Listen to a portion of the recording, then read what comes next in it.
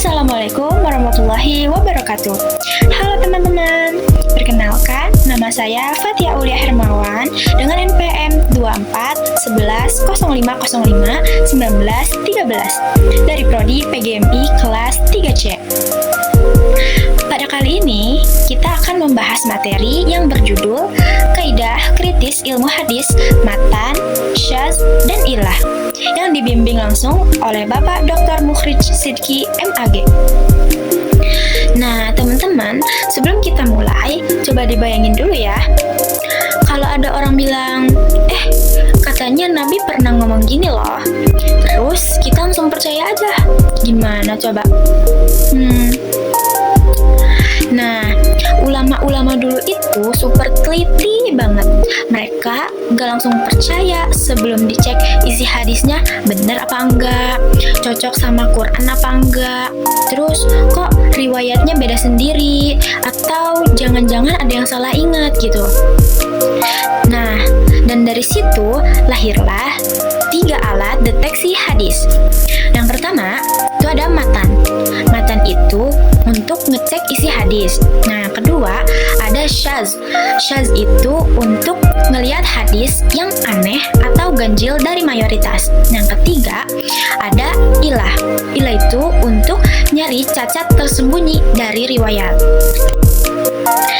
Jadi, kita bukan cuma sekedar hafal hadis, tapi kita juga harus paham banget nih cara memastikan hadis itu benar-benar asli atau enggaknya.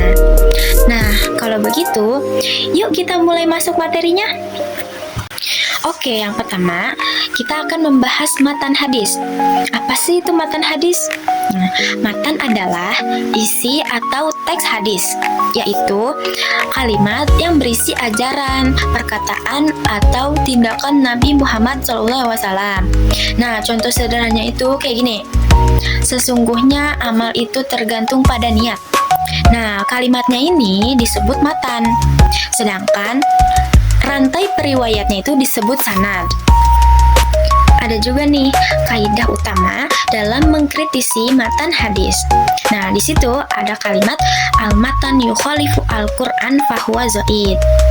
Nah, yang artinya jika matan hadis bertentangan dengan Al-Quran, maka hadis tersebut ditolak atau tidak diterima. Nah, ini berarti isi hadis wajib selaras sama Al-Quran, akal sehat, hadis lain yang sahih, dan fitrah manusia. Nah, jika matan hadis ini bertentangan sama salah satu poin yang barusan disebutin, maka hadis tersebut diragukan atau dianggap lemah, bisa juga disebut sebagai doif. Nah, teman-teman, kenapa sih matan hadis ini harus selaras sama Al-Quran?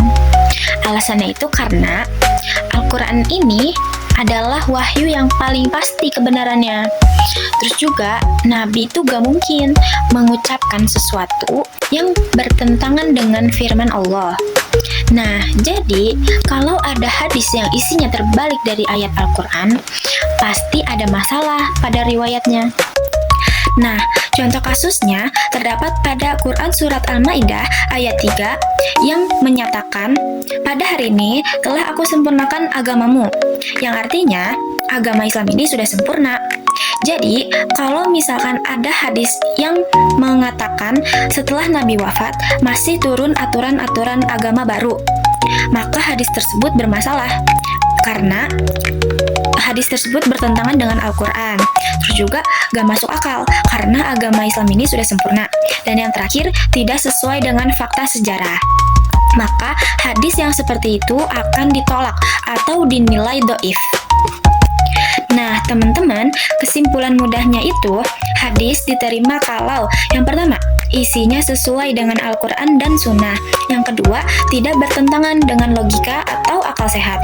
Yang ketiga, tidak melawan fitrah dasar manusia.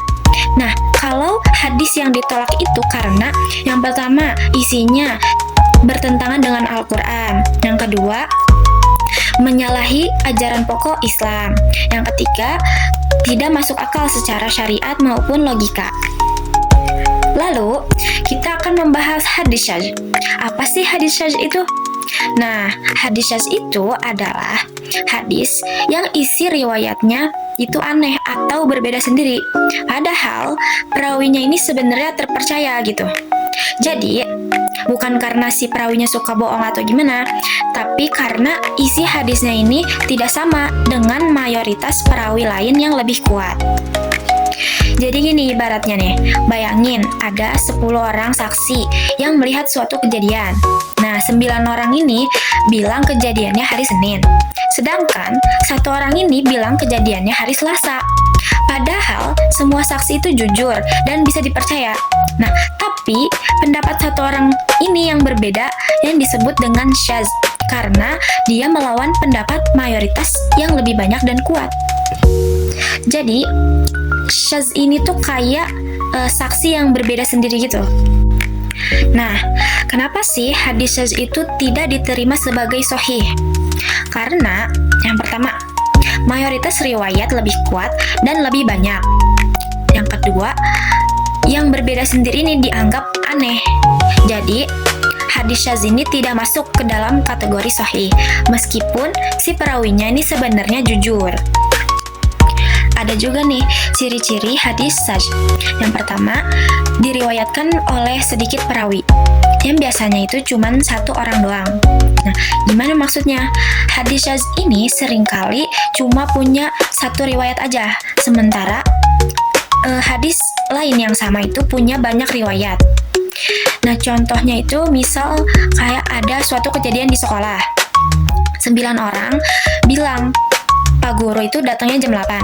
Nah, 1 orang ini bilang kalau Pak Guru itu datangnya jam 10. Nah, yang bilang datang jam 10 ini riwayatnya syadz karena dia sendiri yang beda. Yang kedua, bertentangan dengan mayoritas perawi yang lebih kuat.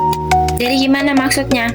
Jadi isi hadisnya itu berbeda dengan riwayat lain yang lebih banyak atau perawinya ini yang lebih ahli gitu. Contohnya, ada 5 ulama yang meriwayatkan bahwa Nabi melakukan sesuatu itu dengan cara A. Nah, 1 orang bilangnya dengan cara yang B. Walaupun 1 orang ini jujur, tapi tetap dianggap syadz karena dia berbeda sendiri. Yang ketiga, perawinya ini sebenarnya sikoh atau terpercaya. Jadi, syadz ini tuh bukan berarti bohong atau pendusta gitu. Dia jujur, tapi riwayatnya ini gak sejalan sama yang lain. Contohnya, di ruang kelas ada 1 anak yang pintar dan jujur banget nih. Tapi jawabannya dia ini berbeda dari semua temen yang sama juga pinternya gitu. Jadi dia ini gak bohong, tapi jawabannya tetap dianggap syadz. Yang keempat, itu tidak ada alasan kuat kenapa dia berbeda sendiri. Maksudnya apa? Kalau ada seorang perawi yang meriwayatkan hadis berbeda dari mayoritas, pasti para ulama akan bertanya-tanya dong, kayak kenapa dia bisa berbeda sendiri. Nah, kalau tidak ditemukan alasan kuat, maka hadis itu dianggap syadz dan lemah. Contohnya gini, misalnya ada 10 anak yang lagi mendengarkan gurunya itu menyampaikan pengumuman. Nah, 9 anak ini bilang ujiannya hari Senin. Sedangkan 1 anak ini bilangnya ujiannya hari Selasa. Terus ditanyain, kenapa kamu bilangnya hari Selasa? Nah, kalau dia jawabnya, saya lupa, atau saya ngira-ngira aja, atau juga saya dengarnya emang beda gitu, tapi kayak kurang yakin. Nah, maka pendapatnya ini dianggap salah atau syadz karena dia tidak ada alasan yang kuat kenapa ia berbeda. Nah, tapi kalau ada alasan yang logis, misalnya dia jawab, saya duduk paling dekat sama guru, sedangkan yang lain duduk di luar kelas dan tidak mendengar dengan jelas, maka riwayatnya bisa diterima karena ada alasan kuat kenapa ia berbeda gitu. Nah, inilah yang disebut dengan ilah, materi yang akan kita bahas selanjutnya. Teman-teman, apa sih itu ilah? Nah, ilah itu adalah alasan tersembunyi. yang menjelaskan kenapa sebuah hadis itu bisa terlihat aneh atau berbeda nih dari yang lain. Jadi, kalau misalkan ada satu hadis yang beda atau syadz, kita harus cari dulu nih, ada gak alasan yang kuat kenapa dia bisa beda sendiri. Kalau misalkan ada alasan, masih bisa diterima. Tapi kalau misalkan nggak ada alasan, hadisnya itu lemah atau doif. Ada juga nih kaidah utamanya. Nah, di situ ada kalimat la ilaha illa bidalil, yang artinya tidak boleh menerima alasan atau ilah tanpa bukti. Nah, jadi ilah ini bukan cuma sekedar dugaan, tapi harus ada bukti nyatanya, teman-teman. Misalkan gini, ada cerita di ruang kelas, ada guru sedang menyampaikan sesuatu. Nah, 9 siswa ini bilang kalau gurunya ini ngasih info ujian itu hari Senin. Sedangkan ada satu siswa yang bilang kalau guru menyampaikan ujian itu hari Selasa. Nah, satu siswa ini kan dia beda sendiri ya, berarti syadz. Nah, yang sekarang yang jadi pertanyaannya, kenapa dia bisa beda sendiri? Kalau dia jawabnya cuma kayaknya gitu, atau cuma ngira-ngira aja, gak ada alasan yang jelas gitu, ilah atau alasannya tuh lemah, itu jawabannya bakalan ditolak. Tapi kalau misalkan dia bilangnya tadi saya duduk paling dekat sama guru, dan guru itu bilang hari Selasa khusus untuk ujian kelas kita, yang lain itu dengarnya cuma bagian umumnya aja. Nah, itu kan berarti ada bukti, terus juga alasannya tuh logis. Nah, jadi ilahnya itu kuat dan itu bisa diterima. Jadi intinya, syadz itu adalah hadis aneh, atau bisa juga dibilang beda dari yang lain gitu. Sedangkan ilah itu alasannya kenapa hadis itu bisa beda dari yang lain. Jadi kalau ilahnya jelas, ada bukti, masuk akal, itu hadisnya masih bisa diterima. Tapi kalau ilahnya itu berdasarkan asumsi, gak jelas, gak ada bukti, nah hadisnya itu doif atau bakal ditolak gitu, teman-teman. Oke, baik teman-teman, segitu saja penjelasan materi dari saya. Kurang lebihnya mohon maaf. Wabillahi taufiq wal hidayah. Wassalamualaikum warahmatullahi wabarakatuh.